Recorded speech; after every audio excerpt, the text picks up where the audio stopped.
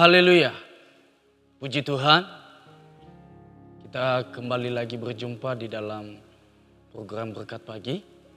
Pada saat ini mari kita sama-sama merenungkan kebenaran firman Tuhan yang saya ambil di dalam 1 Tawarik pasal yang keempat sampai yang ke-9.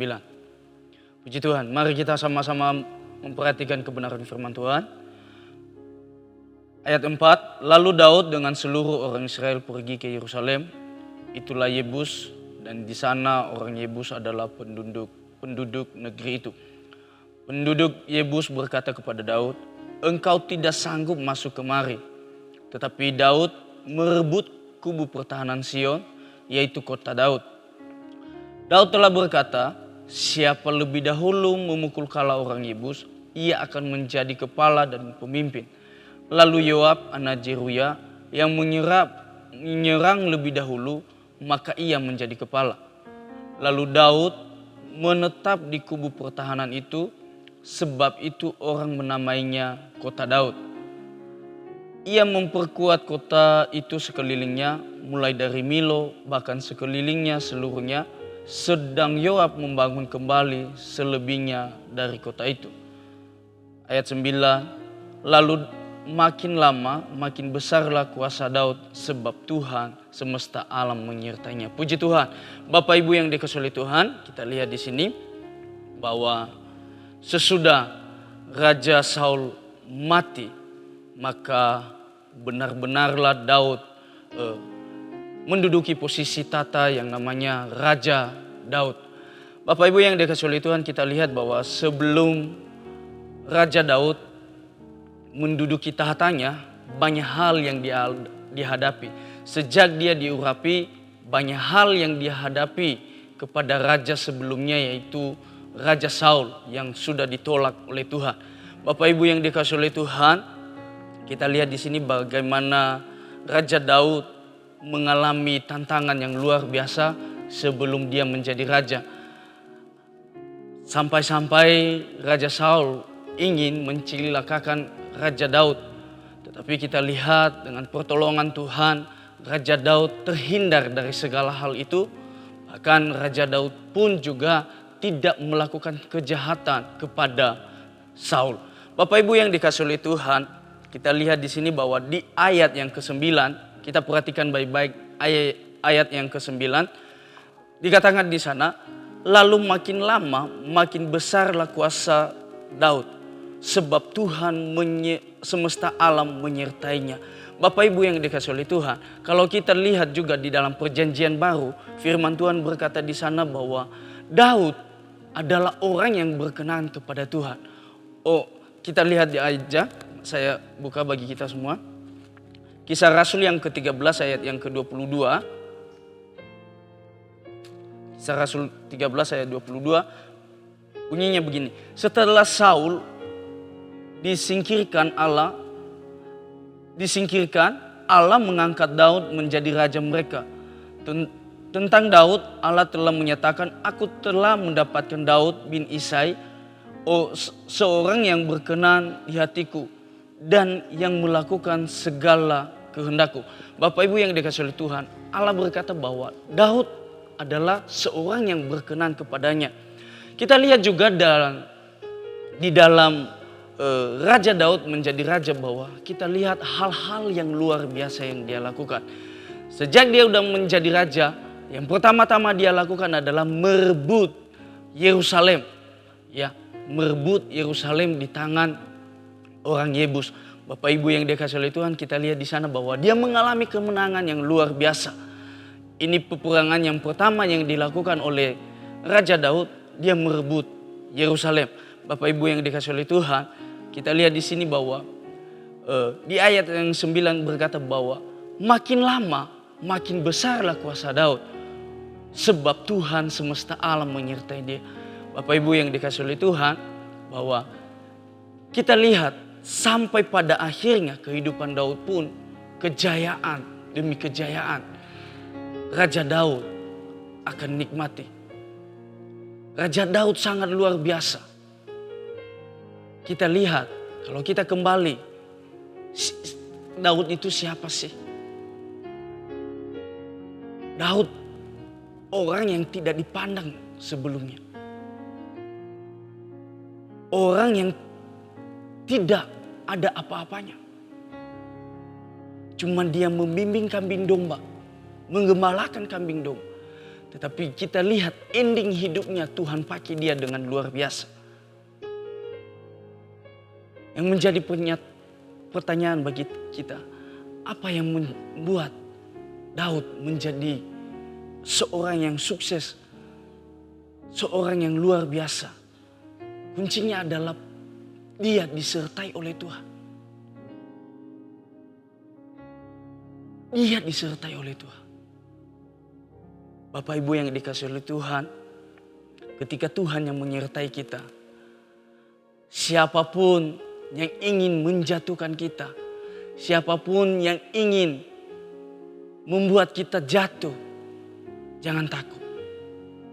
Apapun persoalan, apapun tantangan yang kita alami, ketika Tuhan yang beserta dengan kita, yakin percaya bahwa kita semakin diangkat oleh Tuhan. Kita semakin diberkati oleh Tuhan. Penyertaan Tuhan, Bapak Ibu yang dikasihi oleh Tuhan, sangat penting dalam hidup kita. Tanpa Tuhan, kita tidak bisa buat apa-apa.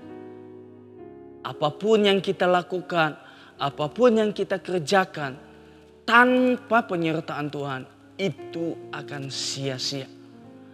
Kalau kita lihat di dalam Mazmur pasal 127 berkata di sana bahwa sia-sia yang membangun kota kalau tidak dilibatkan, kalau Tuhan tidak terlibat di dalamnya. Sia-sia semuanya. Bapak Ibu yang dikasihi oleh Tuhan, penyertaan Tuhan sungguh-sungguh benar-benar harus nyata dalam setiap kehidupan kita. Walaupun dalam kehidupan kita menikmati, kita diberkati, kita memiliki kelimpahan harta menurut standar kita, menurut kapasitas kita. Itu bukan menurut Tuhan. Tetapi ketika hal itu menurut Tuhan, menurut maunya Tuhan, yakin percaya bahwa berkat-berkat yang dari Tuhan akan semakin ditambahkan bagi kita. Maka yang paling terpenting dalam hidup kita ini adalah penyertaan Tuhan. Tanpa penyertaan Tuhan, kita tidak bisa berhasil. Sepintar apapun kita, sehebat apapun kita, tanpa Tuhan itu akan sia-sia. Maka dengan itu, jangan pernah kita bermegah dengan apa yang kita punya. Mungkinkah jabatan itu, mungkinkah usaha kita yang besar, mungkin dengan intelektual kita, mungkin dengan kepintaran-kepintaran kita. Jangan pernah kita sombongkan. Ketika kita sombongkan, maka hal yang terjadi adalah kejatuhan. Tetapi ketika kita terus melibatkan Tuhan dalam setiap hidup kita, kita terus meminta tuntunan dari Tuhan, maka Tuhan semakin mengangkat kita. Tuhan semakin membuat kita berhasil. Perhatikan baik-baik tadi bahwa di sana kita lihat bahwa kuasa Daud semakin besar. Dan kita lihat kebenaran firman Tuhan ini nyata di dalam kehidupan Daud. Kuasanya semakin besar. Yang pertama dia pimpin adalah cuma Yerusalem. Dan 7 tahun dia memimpin Yerusalem. Dia memimpin seluruh bangsa Israel. Maka kita lihat di sini bagaimana kuasa itu nyata dalam kehidupan Daud. Bagaimana penyertaan Tuhan itu nyata dalam kehidupan Daud. Walaupun sebelumnya dia merasakan penolakan dari Saul. Walaupun sebelumnya dia dikejar-kejar oleh Saul. Tetapi kita lihat orang-orang yang menjatuhkan Daud.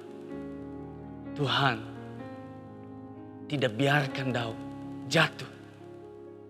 Tuhan tidak biarkan Daud untuk mengalami kecelakaan.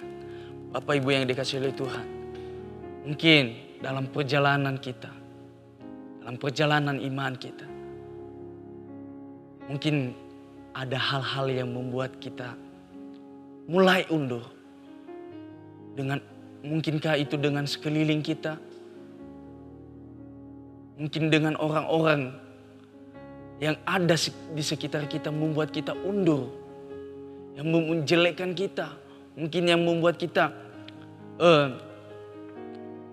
perjalanan kita agar stuck di situ. Tetapi jangan pernah meragukan penyertaan Tuhan ketika kita menyerahkan hidup kita kepadanya. Maka dengan itu Bapak Ibu yang dikasihi oleh Tuhan, saya mau katakan bahwa jangan iri kepada orang yang melakukan kejahatan kepada Anda.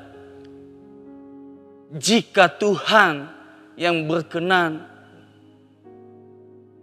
dalam hidup kita, jika Tuhan yang menyertai kita, apapun yang kita alami, apapun yang kita rasakan, mungkin secara manusia kita tidak terima.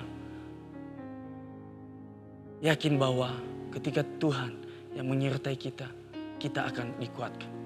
Kita akan semakin diberkati.